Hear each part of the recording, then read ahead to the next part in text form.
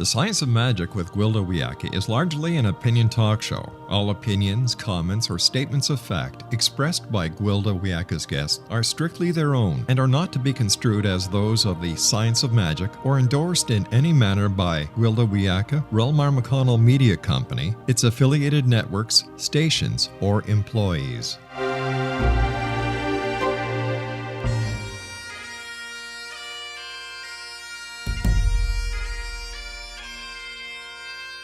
Welcome to the Science of Magic with Gwilda Wiyaka, a program dedicated to uncovering the unified nature of reality and humanity's ever-evolving place as truly galactic beings. For more information on the Science of Magic with Gwilda Wiyaka, visit us online at www.thescienceofmagic.net.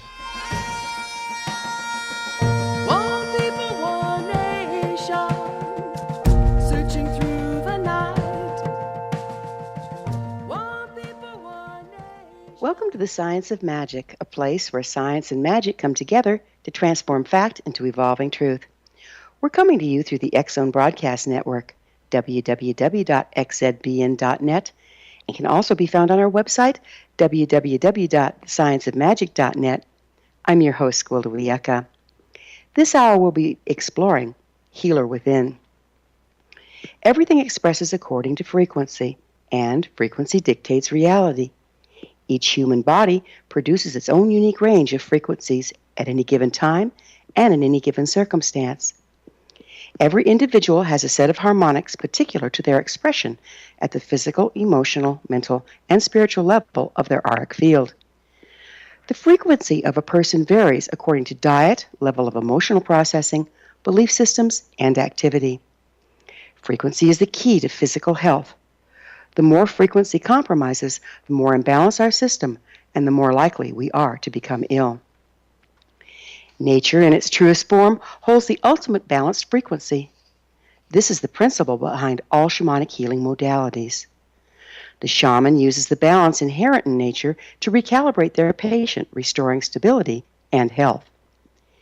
In ancient times, people lived on and with the earth. Water came from the stream, food from the natural environment, in exactly the same form that nature created it. The ancients were active, walking on the earth, not concrete, breathing unpolluted air. They slept when it was dark and rose with the sun. In the rare instances one became ill, they would immediately seek out the medicine person or shaman for a frequency correction. Often, the shaman would come live with a person in their family and environment to ascertain where the imbalances originated. The entire individual was taken into account, not only physical, emotional, mental, and spiritual aspects, but familiar and tribal relationships as well. It was universally believed that if one member of the family or tribe was ill, the entire community was ill also. Once the cause of the imbalance was revealed, it was corrected. Then the healer would recalibrate the patient through ritual and earth connection. Due to the natural lifestyles of indigenous peoples, frequency corrections were usually minor and easily achieved. Until Europeans came to the Americas, bringing imbalanced lifestyles and the accompanying disease, many native tribes reportedly had seniors over 150 years of age. These amazing elders were active participants in society and greatly revered. Somewhere along the line, we decided we could improve our environment. Instead of letting our bodies adjust to the length of day, we added artificial light and daylight savings time. Rather than letting our bodies shift with the seasons, we keep our dwellings at 70 degrees Fahrenheit year-round. In place of eating what's grown locally in season, which is balanced to our longitude and latitude, we ship genetically modified, irradiated, chemical preservative-ridden food across the globe. Every thought, intent, belief, emotion, and denial alters our frequency. This alteration of harmonics has a marked effect on our environment. Our frequency dictates the law of attraction and repulsion at the quantum level of our lives. What we believe, think, or intend affects our experience in everything from physical health to the ability to manifest. Indigenous peoples obtained their knowledge and concept of truth through observance of the natural world. This furthered their attunement with the natural order and the balance found therein. Unfortunately, modern societies no longer maintain an earth connection. Our concept of truth and reality is spoon-fed to us by media rather than the observance of the natural world.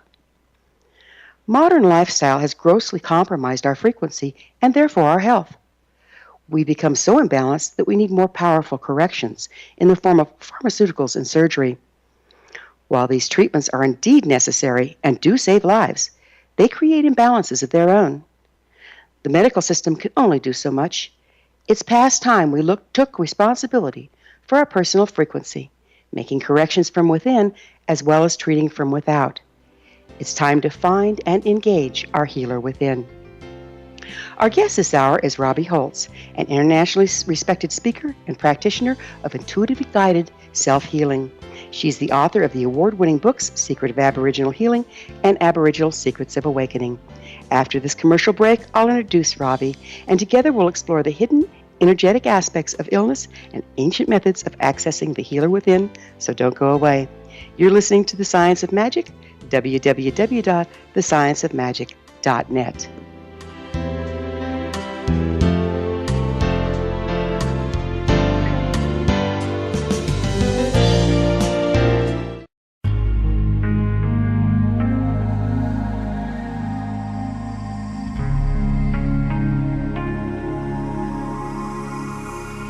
The scientist and the mystic have been on an age-old, relentless search with one thing in common. They seek truth. Their paths converge in the 40,000-year-old practice of shamanism, an ancient science delving to the quantum level of life, facilitating healing, manifestation, and evolution.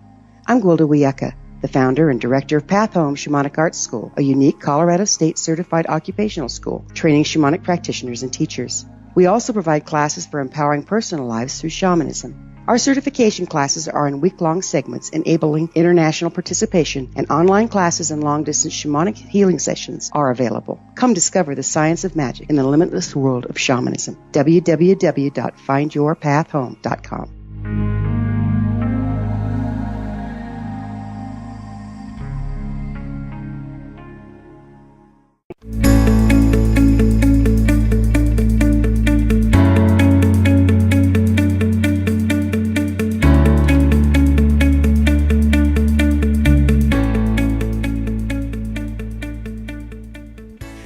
Welcome back. This is The Science of Magic, dedicated to unification and evolution of consciousness. I'm your host, Gwilda Wiyaka. Our guest this hour is ROBBIE HOLZ, author of the winning books Secrets of Aboriginal Healing and Aboriginal Secrets of Awakening. Using Australian Aboriginal principles, she healed herself of hepatitis C, fibromyalgia, and treatment-induced brain damage. ROBBIE has also participated in ceremonies with Aboriginal tribeswomen in the Australian outback. She's passionately committed to help people worldwide activate their inner healer. Her website, www.holzwellness.com. ROBBIE, thank you for joining us on The Science of Magic. Oh, it's my pleasure, Gwilda. Oh, it's so fun to have you back.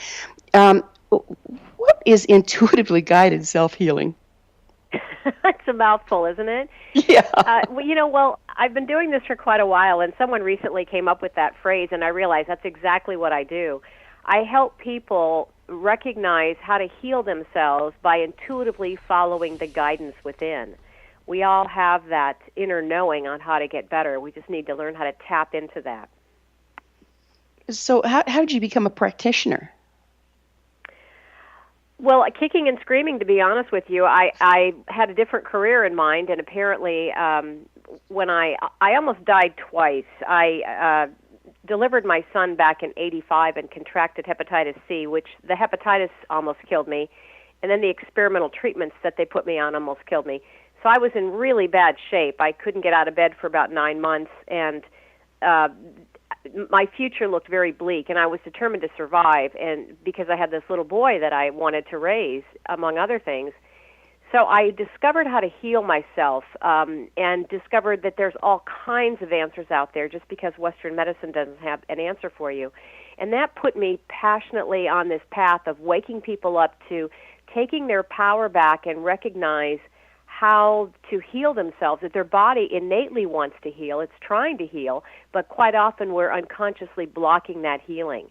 So that's what I'm doing, Gwilda, is just putting this knowledge out there around the world, what we've been doing to create disease and how to turn it around. I understand you work with the Aboriginal shamanic principles in this process.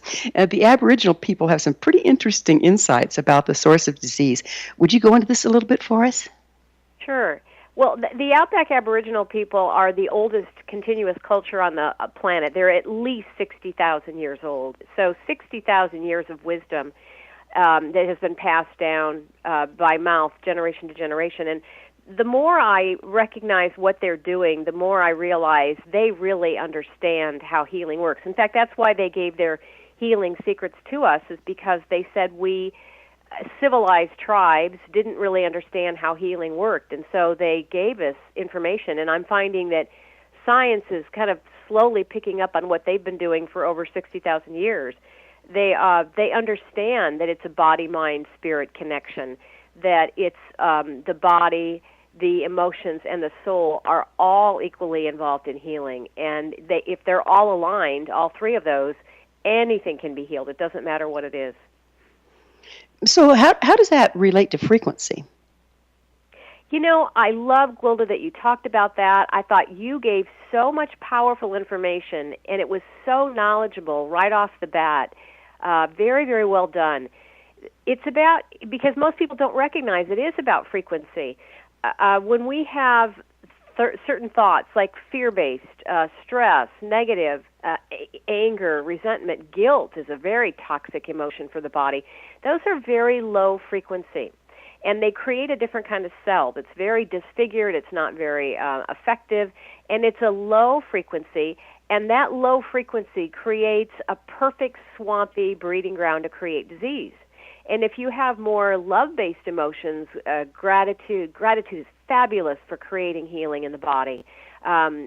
Patience, love, joy, that creates a higher frequency, and it's very difficult, if not impossible, for disease to sustain in a high frequency. So people don't recognize that it's more than what you're feeding yourself or that you're getting great water. Those are good, but it's also about what are you feeding yourself emotionally. That's a big part of where people are getting hung up, because they're feeding themselves emotions that are creating different cells that create a different frequency. So this brings to a question to my mind. How about the emotions being projected on us from the people in our environment? Does that have an effect? Absolutely, absolutely. So it not only affects you, well, your emotions affect your body, and it goes out and affects other people. We are obviously affected by others around us. And so I think everybody's experienced being around some people. They're just toxic. You can feel it there, and it affects you immediately. Or you can walk into a room and feel the energy there, whether it's good or it's not good. And this is where people need to pay attention to what kind of frequency am I creating and also emitting, and what am I exposed to. And sometimes out of self-love, you have to set up boundaries with certain people that are harmful to you. That's amazing, isn't it? Because sometimes we have people projecting ourselves as well as others, projecting negative emotions outward, which compromises our environment. But sometimes I've also noticed that if you're around people that are very self-centered, it's like they suck all the power out of the room, and it's like I feel my energy level dropping. Have you seen that as well?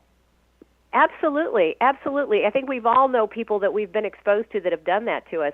And the other thing to remember is when you're a high frequency, you're in a lot of love, you're in a lot of gratitude, you're operating at a higher frequency, you're like a tuning fork for other people. So when other people are around you, you are tuning them up to a higher frequency as well. And that's also a beautiful gift, not just to yourself, but to other people as well, to be raising them up. And when you're up in these higher frequencies, Gwilda, it's so much easier to feel at peace and in acceptance, to feel gratitude and to notice the blessings in our lives. But when you're in these lower frequencies, it's easy to get dragged into depression, resentment, anger. It really does have an effect on you, and people don't understand, why do I feel this way? Well, that's where you have to start being more conscious of what you're operating in. That's so true. Robbie, how did you use Australian Aboriginal principles to heal yourself of hepatitis C, fibromyalgia, and brain damage? You don't sound very brain damaged to me. Well, I'll tell you, if you'd have known me years ago, I mean, that by the time the doctors had tried everything they could to help me with this hepatitis, which was killing me, the experimental drugs left me in much worse shape. This was new to them. They didn't really, have an answer for me. And it got to the point where I was on that drug, that particular cocktail of drugs, longer than anybody on the planet, because I didn't know any better, and I managed to survive for 5 years what most people could only tolerate for 3 months. But it left me in really bad shape. I couldn't figure out, does the tag in your pants go in the front or the back? Ooh, Simple wow. things like, how do I get the water out of the tap? Or my favorite, Gwilda, is I couldn't figure out how to keep the toothpaste in the tube, and then I had an aha moment. Oh, that cap, that's what keeps it in the tube. It's just little stuff like that, that we take for granted, but it's a matter of using the Aboriginal principles. They have 5 steps, and they use those 5 steps not just for healing, but they use it for everything, and we talk about that in Secrets of Aboriginal Healing. You have to, first of all, have their first step is willingness. Are you willing to get better? Because some people have secondary gain. There's reasons they don't want to get better. Maybe they don't want to be responsible, go back to work, or that's their identity. And I was definitely willing to do what it took to get better. I wanted to survive. I didn't think I would make it much longer, which I wouldn't have if I hadn't discovered this. And then the second step is awareness, and this is a big one, Gwilda. People need to become aware of what are the mindsets, what are the thought patterns that have been creating this. And for me, I was raised Catholic, and we are excellent at guilt. Trained from day one on guilt, which is one of the most toxic emotions for the body. Very, very low vibration frequency. And so I needed to recognize that I felt guilty taking time for myself, taking time to exercise, taking time to get quiet and meditate, and I had to get rid of that mindset. It's one of the things that I love about the Aboriginal principles is they tell us if you don't get to the emotional root, the core of this disease, it's like picking the top of a dandelion, it'll come right back again. And for most people, what's holding them back from healing is the emotional core. They still have these thoughts and emotions that are creating it. And let me just explain it this way. We have these emotions, and it creates a different kind of cell. And Dr. Emoto's science experiments showed us that those look very disfigured. They're not very efficient cells. If you keep creating those kind of thoughts that create those kind of cells, it's like a dashboard on a car starting to blink, warning you could be creating a problem. And if you keep doing this, keep having these thoughts and emotions, now that light on the dashboard is lit up all the time, and you have a physical problem now. It's called diabetes, it's called cancer, it's called Hashimoto's, an autoimmune disease. So this is where we want to go back, like the Aboriginal people taught us, go back and figure out what was the emotional core that started it, because the physical, the disease, are simply symptoms that are the result of this thinking. Whoa, so it's a combination between emotions and thinking? Absolutely, because the consistent thoughts that you have are going to create your body.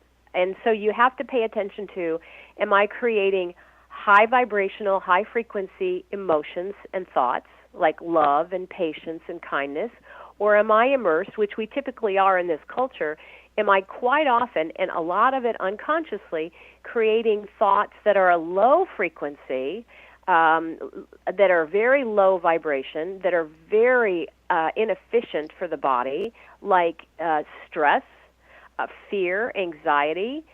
That's going on a lot of us, and we don't realize it, and the body just can't thrive. In fact, what's happening is that the body is crumbling under these emotional thoughts. It cannot handle this stuff anymore, and so that's when it's just sort of breaks out into a disease or something else.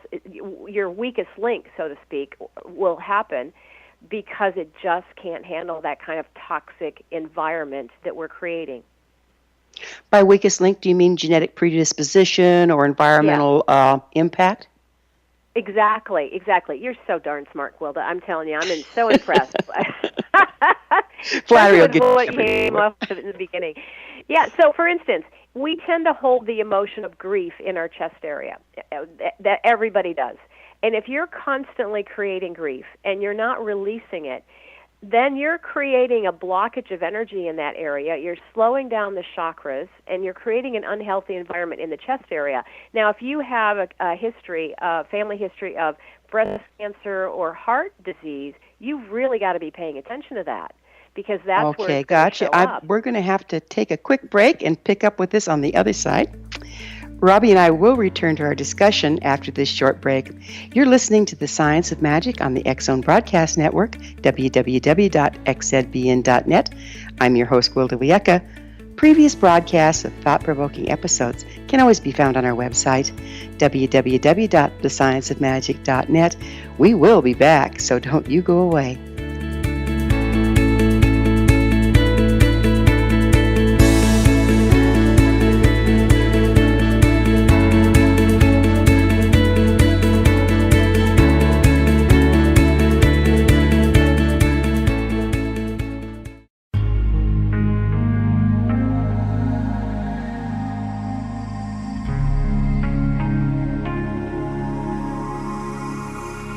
The scientist and the mystic have been on an age-old, relentless search with one thing in common. They seek truth. Their paths converge in the 40,000-year-old practice of shamanism, an ancient science delving to the quantum level of life, facilitating healing, manifestation, and evolution.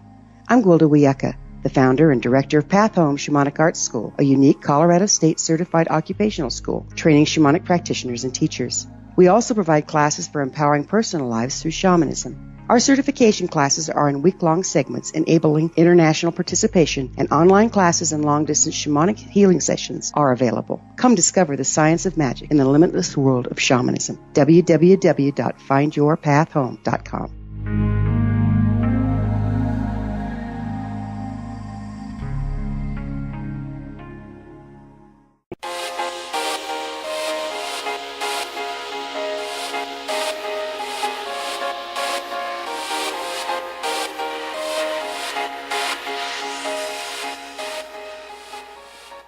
Welcome back. This is The Science of Magic, a place where magic and science come together to promote enlightenment. I'm your host, Gwilda Wiyaka. Our guest this hour is Robbie Holz, author of the award-winning books, Secrets of Aboriginal Healing and Aboriginal Secrets of Awakening. Robbie, we were talking about how unprocessed emotion and unprocessed belief systems, if you will, take up residence in the body. And there was some work that was done. I'm trying to remember who did it. I think it was Louise Hay, the work about how different parts of your body where different emotions and whatnot take up residence. This is kind of what you're talking about, combined with genetic predisposition? Exactly. It's pretty predictable. And she was the pioneer, I think, in that. For instance, if you have a lot of fear and anxiety, that's throughout the whole system.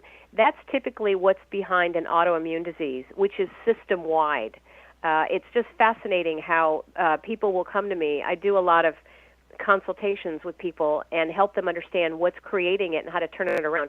And it's just textbook. What they have problems with is exactly what you would typically expect to see with the kind of emotions that they have. It's fascinating how we tend to hold energies and emotions, certain emotions in certain parts of the body. So it's kind of shines a whole new light on the hype and hysteria and politics and everything else that we're spoon-fed through the media right now. Absolutely, and I think that this is why the Aboriginal people so generously gave us this information, is that we're missing the boat on the main problem with most people with their disease is that it's the emotional component. They're sort of, Western medicine tends to focus on the physical. That's just a symptom.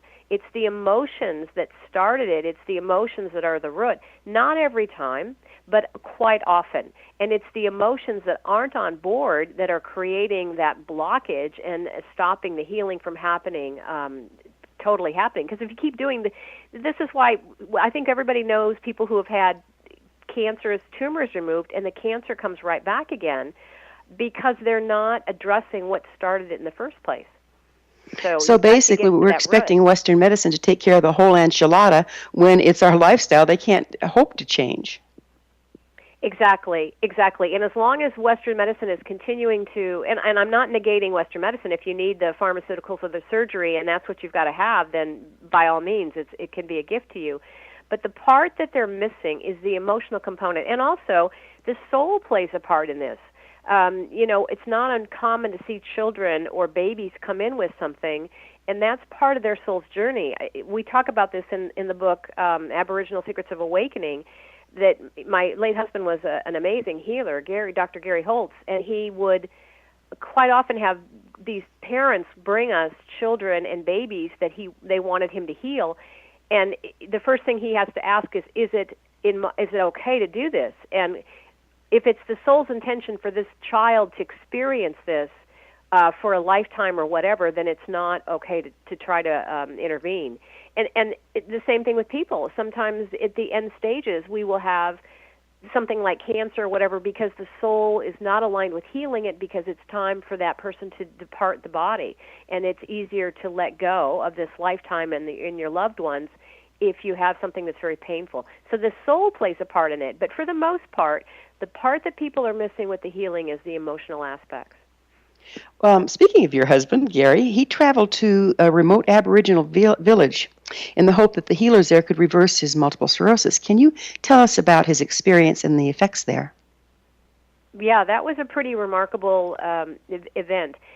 Gary was a physicist. He was a inventor. He had many patents, and he was a very much black and white scientist. But he ended up with multiple sclerosis. Again, he had numbed himself emotionally to the point where he numbed himself physically. He was so angry at his father, who had been an abusive alcoholic. And so Western science told him that he didn't have he actually had about 6 months left to live, and he was desperate to find answers. And so this scientist found himself going into the outback because he understood that they had remarkable healing abilities. In fact, when he contacted the tribe, one of them had an apartment in Brisbane. The rest of them were totally remote. They already knew he was coming. They had known for 4 months that he would be there, and he just had learned about them the night before. So he knew there was something remarkable about these guys, and he went out into the outback as this scientist thinking, this is absolutely crazy, but I'm just so desperate to survive for my children. He went as a quadriplegic. He had very little feeling and movement from the neck down. He went in a wheelchair by himself. He's a triple Scorpio, so that'll tell you something. Nobody would go with him. But he went into the outback, and 10 days later, he had feeling in his body, which he hadn't had in 7 years, and he was able to clumsily walk on that airplane aisle, supporting himself on the seats, which was very remarkable. And what was fascinating is that the Aboriginal people knew he was coming. They knew they were to give their healing secrets to him because he would take it out into the world. He was a highly respected physicist who worked all over the world, and he brought back this information, and we put it together in this book that's now in over 40 countries, and it's doing very well because people recognize the truth of this healing from the Aboriginals. So it was like preordained, and they knew that this was the man that was to carry it. Is that correct? Absolutely. It was part of his soul's intention that he would get this information out and get it to people. And I think what's even more fascinating is when he came back from the outback, he became an amazing healer. He had no idea. He was a very gifted healer. And we talk about all the fascinating stories of when he came back from the outback in the Aboriginal Secrets of Awakening, because to me that's when it gets really interesting, when he starts realizing the things he can do, which are very much like what the Aboriginal people can do. They're telepathic. They can have remote viewing, remote healing. It was just fascinating living with this man and watching his gifts develop expand tremendously over time. You know, that sounds very much like what I would call an attunement or an upgrade. And shamanically speaking, a lot of my teachers have given me an attunement or an upgrade because they're carrying a particular frequency. And once I'm exposed to that frequency, I start to shed the frequencies that are opposed to my abilities. And pretty soon I start shifting and changing and developing new skills. Is that kind of what we're talking about? Yeah, absolutely. You put that very well, exactly. Pretty amazing. Didn't know that was what was so going would you on, speak to modern society's disconnection from the natural world and how it's impacting us as individuals and as society? Well, this is what the Aboriginal people will tell us. Their wisdom is so beautiful because they've never lost that connection. They have always maintained that connection with nature. And they'll tell you that when we started speaking out loud, that's when we lost our connection to nature. And I would agree with them. The Aboriginal people believe that speaking out loud is very primitive. It's very chaotic. And we just miss so much. I love, and I'm sure you've experienced this too, Gwilda, where you've been around indigenous cultures that are very advanced, and they all say the same thing. They're coming from all over the world, whether it's Peru or Australia or Canada. They all hear the trees singing to us, and they can hear the mountains speaking to each other. This is so beautiful, and we lost that by speaking out loud and not being telepathic. And we all have that ability. We're born with it. But if you don't use it, by the time you're 5 or 7, I think 5 years old, we just sort of lose it. It's like a muscle that's not being used. Do you see this disconnect affecting the earth as well? Absolutely, absolutely. I think that the Aboriginal people are so connected to the earth, and they have, like I said, always maintained that connection. They have the deepest respect for Gaia. They honor and love the planet. They are probably original environmentalists, if you will. They also honor their ancestors, but they're so connected to the earth, and they have such love. And when I had the opportunity to do ceremonies with the Aboriginal women in the outback, I did not realize we were doing an attunement then as well, and that we kept raising our frequency higher and higher. And in these ceremonies, you know how we know we're all one? You just sort of intellectually know that. But in these ceremonies, I was able to feel that. I was able to feel how we were all one, just different facets of it. But even more beautiful than that, and I talk about this in the Aboriginal Secrets of Awakening book, how we had this ceremony where one time during the ceremony I could feel the love from Mother Earth. It was so strong and passionate. We are her children. I could feel that love, and it just brought you to tears. And this is what these indigenous cultures that are very connected, like the Aboriginal people, they feel that all the time. They know that and they feel it, and this is why they live the way they do. So how do you think, we have a little time here on this segment, how do you think we can use that earth connection to heal? Oh, that's a great question. Everything is, I think that when you start realizing that your body wants to heal, it's a part of earth. Everything, it knows how to heal itself, just like a tree. If you cut a limb, it will know how to move around that, and nature inherently wants to go back into order. It just does. And the body is the same way. It naturally wants to go back into order. And it will do that if you allow it. And this is where you have to pay attention to, where am I blocking that this body cannot innately heal like it wants to do? This is where you can go in to that inner knowledge, tap into that intelligence within us, that knowing that will tell you, if you get quiet and listen, it'll guide you onto how to go back to the healing, what to do to naturally let that body heal. It is amazing, isn't it? Because if you're standing in nature and it's holding the absolute perfect balance within itself, anything in you that's out of balance starts to become more obvious, doesn't it? Yes, absolutely. Well put. Yes.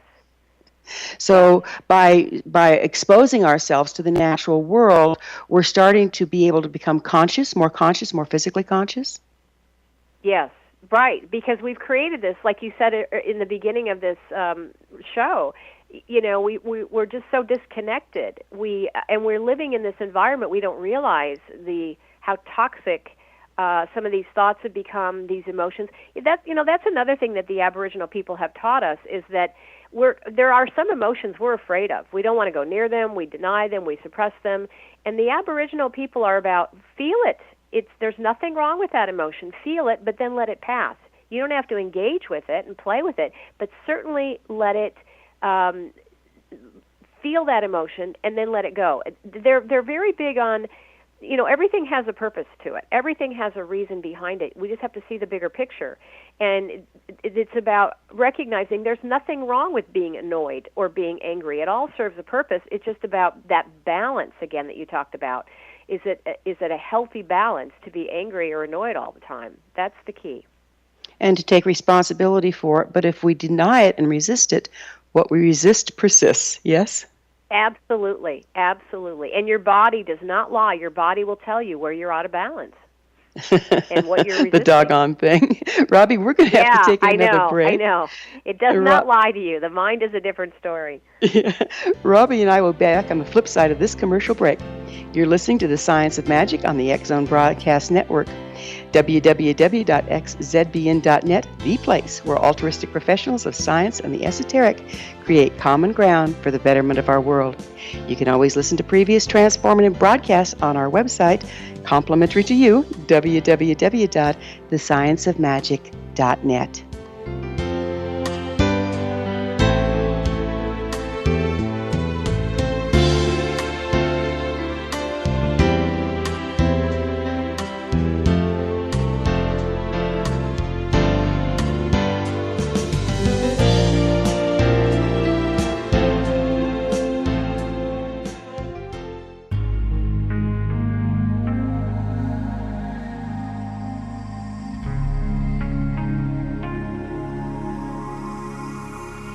The scientist and the mystic have been on an age-old, relentless search with one thing in common. They seek truth. Their paths converge in the 40,000-year-old practice of shamanism, an ancient science delving to the quantum level of life, facilitating healing, manifestation, and evolution.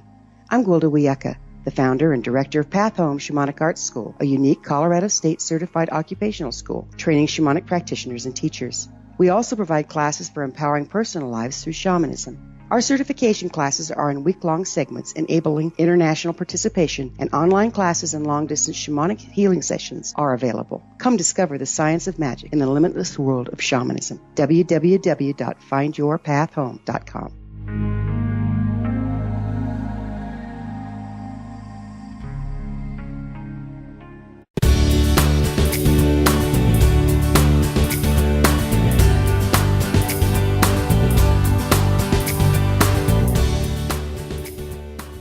Welcome back. This is The Science of Magic, bringing together gifted people of service to the world. I'm your host, Gwilda Wiyaka, and one of those gifted people is our guest this hour, ROBBIE HOLZ. She's the author of the award-winning books, Secrets of Aboriginal Healing and Aboriginal Secrets of Awakening. Robbie, it occurs to me that we can't go on much longer as we have been, and obviously we can't go back to a totally earth-based tribal existence unless something greatly reduces the population. So do you see a third option, and do the Aboriginals have any advice on this? Well, I think the third option is that people are waking up, and it's very quietly happening all over the planet. We're becoming more conscious, more aware, and especially the ones that are coming in, oh my goodness, they're so advanced and so awake. Yeah. I don't know if you're probably aware of the 100 monkey theory. Yes, I am. Okay, well, we'll just describe it briefly for the listeners. There were scientists on an island that noted that United States was doing some nuclear testing on an island, and one of the monkeys, a female monkey, started washing her food of this toxic waste, and the other monkeys started observing her and started doing the same thing. And the scientists noted that when 100 monkeys on that island were doing the same thing, other monkeys across the world on other remote islands and other places were doing the same thing as well, because it became part of their unified field, their one consciousness, so to speak. And I think that what's happening on the planet is that we are becoming more awake, we're becoming more enlightened, more conscious, more respectful and loving the earth, and that 100 monkey theory is in place, that when we reach a tipping point, it will just be part of the consciousness of others. So I think that's what's quietly going on, and that's why I feel tremendous hope. And I know that it's about what am I adding, and we talked about frequency, and it's so important to be adding energy of hope and love and gratitude to the planet, not more fear. We don't need more of that, not more despair. We're here to make a difference, and that's a very positive, strong thing we can do. That's wonderful. Do you think we need to modify the Aboriginal healing methods to compensate for our current level of disconnection from ourselves and the planet? That's a great question. I think that those Aboriginal principles have been set in place for a very, very long time because they work. And they can be adaptable to any lifestyle, any generation. And this is why it's doing so well across the planet. I mean, it was just recently published in Slovenian. It feels like truth, and it can work. I really highly recommend it, not just for healing, but for your life. This is what the Aboriginals these are the 5 principles that they use in every aspect of life, and I think it will make a huge difference. I'm so glad you said that, because it seems like a lot of the New Age culture is taking a little bit from here, a little bit from there, modifying it as they like, naming it after themselves, and it's polluting the true power of the forms. Yes, it's withstood the test of time, yes, and it's very generous of them to be giving this information to us. But they know we were so lost that this is why they beautifully gave their secrets to the white man, so to speak, and asked us to take it out. Before we run out of time, Robbie, where can people find your books and services? Well, they can go to holzwellness.com. That's HOLZ as in zebra. I do 1-hour sessions with people to help them understand and help them heal, and the books are all over the place. I love to support the little bookstores first, but they both won awards because they're both really informative and I think fascinating, especially The Awakening, the stories. Oh my goodness, when Gary came back from the outback and discovered he was a healer. There's a lot to gain from reading about other people's stories of healing. Well, that's the way of teaching in the Aboriginal way and in the shamanic way, isn't it? It's the stories. Yeah, it's the stories, isn't it? Always has been. Yeah. Yeah. That's why we deliberately did that. I'm sorry. How can we activate our inner healer? It comes back to that guided intuitively. Listen to your intuition. Pay attention. Does it feel right or does it not feel right? People will tell me that sometimes these chemotherapies, it just didn't feel right. Listen to that. Your body is telling you, it's guiding you with your intuition. What feels right to you? Got it. It's there. The answers are there. Which leaves me with the question of how can we responsibly blend Western medicine and the Aboriginal concept of healing? Well, they complement each other. That's the beauty of this. You can still do whatever you're doing, but using the Aboriginal principles will help you heal faster. But importantly, Gwilda, they will help you sustain that healing so it doesn't come back again. So they do blend. It's about recognizing that a focused mind is one of the most powerful things on the planet. We need to learn how to use that mind in a powerful way and take the action that feels right. Well, isn't that what makes all the difference between people that have terminal diseases that put them into remission and go on, from there on just fine, and those that succumb? Right. I shouldn't have survived, to be honest. And if I had not done what I did, I would not have made it. I just decided to take the power in my own hands, and even though Western medicine said there's nothing for you, and the same thing with Gary, rather than just believing that he was going to die in 6 months, which he would have, he took his power back, and that's one of the things the Aboriginals teach. That's number 4, empowerment. And that's when I discovered, Gwilda, there's all kinds of answers out there, and that we need to take that power back in our own hands. It's more than just what the pharmaceutical companies have to offer us. Well, exactly. It's again like my teacher showed me that they go live with the tribe and the family, with the members of the tribe in their family, to start seeing where all the imbalances are coming in when they're ill, because they figure that the illness is universal, within the whole tribe if one person's sick. And if we viewed that in our society today, we might have a little different approach to a lot of this stuff. Absolutely. I thought that was very well put when you said that initially. People don't even think about that, but that's so true. Yes. Yeah. So the Aboriginal people clearly understood the power of the mind, beliefs, and intent. Would you share some of this with us? Well, exactly. The Aboriginal people will tell you, the remote ones, the ones that we were experiencing, will tell you that we civilized tribes don't really know how to use our minds. We're just so unconsciously creating things. The mind is so powerful. We are profound. Our thoughts profoundly affect creation. And the Aborigines are very well aware of this, and this is where they are consciously creating. and using that mind in a powerful way, rather than just not even recognizing what they're creating. They're very, very big on recognizing what the mind can do. It's astonishing what they can do because they know how to use that mind. They don't really, it's in the desert, they don't have the distraction. They can go into these deep meditations or dream times or whatever and access tremendous things. So given that, what part do you think our preoccupation with electronics and media plays in programming our thoughts and beliefs rather than us using our mind? Yeah, absolutely. I mean, I think it's definitely dumbing us down. I hate to use that term, but I think that it's really, I have a young grandson, and I know that they're very careful about the electronics they expose him to because of the brain development that this 1.5-year-old is at. It's just so clear to keep him away from that initially while his brain is developing, because it's this constant flashing and this quickening light that we're exposing ourselves to that affect the brain. And so it always keeps coming back to that word balance again, doesn't it? It's about balance. And I think that the more I go on this path, and I would imagine you're the same way, Gwilda, my goal is to get quieter and more present and to let go of a lot of this stuff. It's just distraction that doesn't really feed me anything useful in the big picture. So it's about getting more present and more conscious, more aware, more still. And the electronic stuff will take you into these lower frequencies. It will lower your frequency, absolutely. Kind of takes you into the common denominator frequency, and if we're looking out there right now, that's not real high, is it? No, but there are many here who are helping to change that, and your program helps do that as well. It wakes people up and helps them recognize what choices do I want to make here. Yeah, that's exactly why I'm here doing what I'm doing. So, Robbie, you do a great job. Thank you. Where does gratitude play in here? Oh, it's huge. It's huge.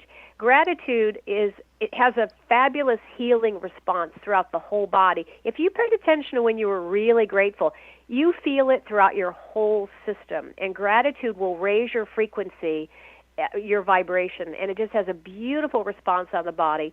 And also, the more you're grateful, the more it can come back to you. I mean, there's just that universal law, I guess, that, if you're grateful for something, you bring it back to you. It's that energy that you're emitting. That like attracts like. So there is, no matter what's going on, you can always find something to be grateful for, always. And if we can't be grateful for a thing, we can't let it in and let it move, can we? Right. And there is always a blessing. And I think that if people understand that we're souls here, currently embodied in physical form, but the name of the game is soul growth. This is like a university for souls to really master things and learn and make huge leaps.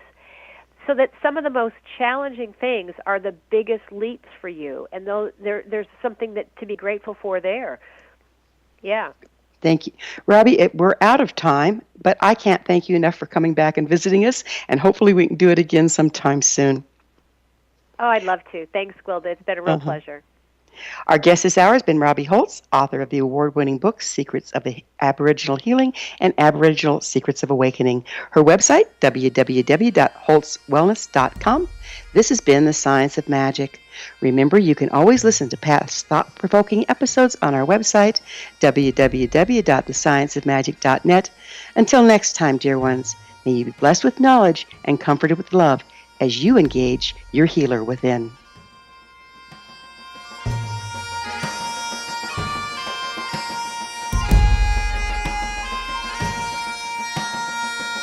One people, one nation, searching through the night.